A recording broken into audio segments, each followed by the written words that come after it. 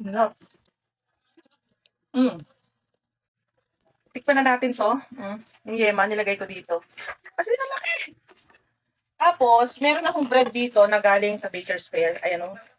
Tawag nito, kung tawagin sa amin sa probinsya ay bomba. Ay. Pero buns talaga siya. Pero sa tawag sa amin bomba, hindi ko alam kung bakit bomba. Pero buns siya sa English. Pero sa amin kasi, bomba. Mga taga Quezon dyan. Labas kayo sa bomba. O may bomba o. Yung pala buns.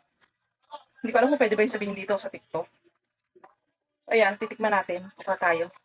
Dito tayo babawas. Ayan, spread na natin. Ayan. Unang kagat.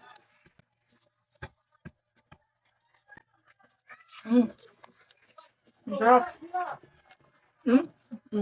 Pag pinisa mo, lumalabas yung yema. Ayan, pag pinigaan nyo, nalabas yung yema.